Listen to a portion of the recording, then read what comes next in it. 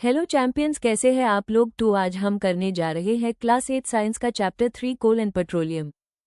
हमें अपनी नीड्स को पूरा करने के लिए बेसिक नीड्स की ज़रूरत होती है और वो हमें नेचर से मिल सकते हैं या फिर ह्यूमन एफर्ट से बनाई जाती है। नेचुरल रिसोर्सेज 2 टाइप्स के होते हैं, पहला इनएग्जॉस्टेबल नेचुरल रिसोर्सेज और दूसरा एग्जॉस्टेबल नेचुरल रिसोर्सेज। है इनएग्जॉस्टेबल नेचुरल रिसोर्सेज, ये अनलिमिटेड क्वांटिटी में नेचर में होती है। ह्यूमन एक्टिविटीज इसे एग्जॉस्ट नहीं कर सकते, एग्जाम्पल है सनलाइट और एयर। दूसरा है एग्जॉस्टेबल नेचुरल रिसोर्सेज, नेचर में लिमिटेड अमाउंट में प्रेजेंट होती है, ह्यूमन एक्टिविटीज से एग्जॉस्ट हो सकती है, example forest, wild life, minerals, coal, petroleum, natural gas. हम इस चैप्टर में एग्जॉस्टेबल नेचुरल रिसोर्सेज के बारे में पढ़ेंगे, जैसे कि कोल, पेट्रोलियम और नेचुरल रिसोर्सेज। ये सब डेड लिविंग ऑर्गेनिज्म से बनते हैं जिसे हम फॉसिल फ्यूल्स कहते हैं। कोल ऐसा फ्यूल जो खाना बनाने में काम आता है। पहले ये रेलवे इंजन्स में काम आता था स्टीम को प्रोड्यूस करने के लिए ताकि इंजन चल सके। थर्मल पावर प्लांट में भी काम आता है इलेक्ट्रिसिटी को प्रोड्यूस करने के लिए, और इंडस्ट्री में भी काम आता है।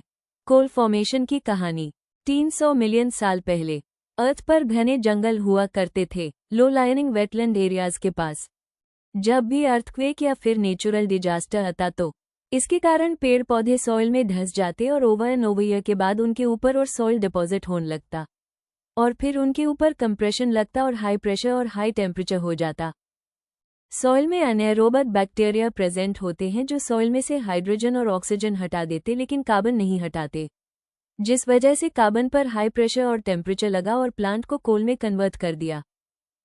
कार्बन में हाई प्रेशर के कारण प्लांट कोल में कन्वर्ट हो जाते हैं, और जब डेड प्लांट कोल में कन्वर्ट हो जाते हैं उसी कन्वर्शन को कार्बनाइजेशन कहते हैं।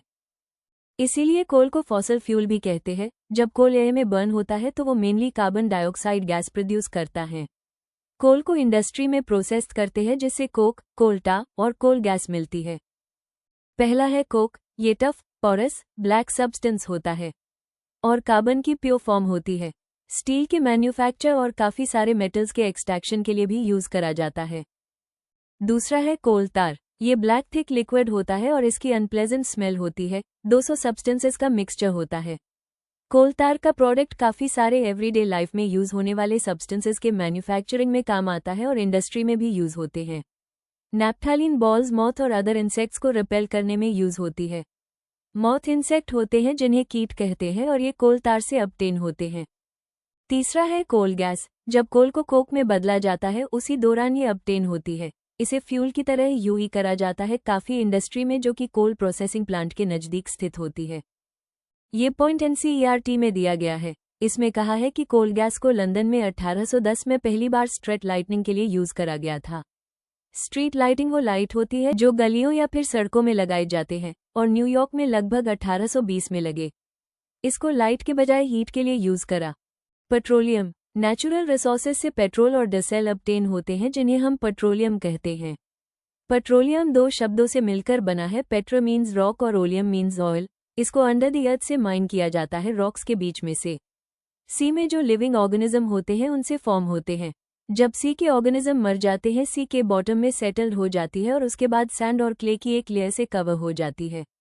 Over of million year air की एब्सेंस में उनमें हाई टेम्परेचर और प्रेशर लगा जिससे डेड ऑर्गेनिजम्स पेट्रोलियम और नेचुरल रिसोर्सेज में ट्रांसफर हो गए।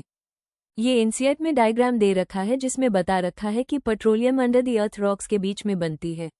ये पॉइंट एनसीईआरटी में दिया है। इसमें ये बताया है कि वर्ल्ड का first oil well Pennsylvania, USA में ड्रिल्ड करा 1859 में। 8 साल बाद 1867 में असम के मकूम इलाके में ऑयल मिला। इंडिया में oil Assam, Gujarat, Mumbai, high and in the river basins of Godavari and Krishna में मिलता है। अब है हमारा रिफाइनिंग ऑफ पेट्रोलियम। पेट्रोलियम एक डार्क ऑयली लिक्विड होता है। इसकी अनप्लेजेंट स्मेल होती है। ये बहुत सारे कंस्टिट्यूएंट्स का मिक्सचर है जैसे petroleum gas, petrol, diesel, lubricating oils, paraffin, wax etcetera. Petroleum के बहुत सारे कंस्टिट्यूएंट्स को सेपरेट करने के प्रोसेस को रिफाइनिंग कहते हैं। इसको पेट्रोलियम रिफाइनरी में किया जाता है। ये टेबल एनसीईआरटी में दिया है। इसमें पेट्रोलियम के कंस्टिट्यूएंट्स और उनके यूजेस के बारे में बताया है। काफ़ी सारे यूजफुल सब्सटेंसेस पेट्रोलियम और नेचुरल गैस से ऑब्टेन होते हैं। उन्हें पेट्रोकेमिकल कहते हैं। ये डिटर्जेंट्स, फाइबर, पॉलीथीन के मैन्युफैक्चर में काम आता है। हाइड्रोजन गैस नाइट्रोजन गैस से ऑब्टेन होती है और यह फर्टिलाइजर के प्रोडक्शन में काम आती है। ये इतना ज़्यादा इंपॉर्टेंट हो गया है, इसलिए इसे ब्लैक गोल्ड भी कहा जाता है। अब है नेचुरल गैस। ये बहुत इंपॉर्टेंट फॉसिल फ्यूल है क्योंकि इसको पाइप्स के थ्रू ट्रांसपोर्ट करना ईजी है। इसे हाई प्रेशर में स्टोर करा जाता है, जैसे कंप्रेस्ड नेचुरल गैस यानी सीएनजी को रखा जाता है। सीएनजी पावर जनरेशन में यूज करी जाती है। इसे अब फ्यूल की तरह यूज करा जाता है व्हीकल्स को ट्रांसपोर्ट करने के लिए और इसे क्लीनर फ्यूल भी कहा जाता है। इसका एडवांटेज यह है कि हम इसे घर में जलाने के काम आता है या फैक्ट्रीज में पाइप्स के थ्रू सप्लाई करने के काम आता है। यही पाइपलाइंस की नेटवर्क वडोदरा, गुजरात, दिल्ली की कुछ जगह और कुछ और प्लेसेस में खुलती है। ये काफ़ी सारे केमिकल्स और फर्टिलाइजर्स के मैन्युफैक्चर में भी काम आता है। नेचुरल गैस इंडिया में बहुत ज़्यादा पाए जाते हैं। हमारी कंट्री में नेचुरल गैस त्रिपुरा, राजस्थान, महाराष्ट्र और कृष्णा गोदावरी डेल्टा में भी पाए जाते हैं। कुछ नेचुरल रिसोर्सेज लिमिटेड होते हैं। कोल और पेट्रोलियम फॉसिल फ्यूल है। इन्होंने million of years dead organisms को रिक्वायर किया ताकि फ्यूल्स में ट्रांसफर हो सके और अब ये रिजर्व्स कुछ 100 साल तक ही रहेंगे। इस फ्यूल को जलाने से एयर पोल्यूशन और ग्लोबल वार्मिंग होती है। इंडिया में पेट्रोलियम कंजर्वेशन रिसर्च एसोसिएशन ने लोगों को यह एडवाइस दी कि गाड़ी चलाते समय पेट्रोल और डीजल को कैसे बचाएं। गाड़ी को कांस्टेंट और मॉडरेट स्पीड में चलाएं। ट्रैफिक और उन जगहों में जहां पर आप रुक रखे हैं वहां पर इंजन ऑफ रखें। टायर्स के प्रेशर को चेक करते रहे। गाड़ी के रेगुलर मेंटेनेंस को इंश्योर करें। ये चैप्टर अब फिनिश होता है। ये है होमवर्क, इनके आंसर कमेंट में जरूर लिखें। Thanks for watching. अगर वीडियो अच्छी लगे तो लाइक, शेयर एंड सब्सक्राइब करें।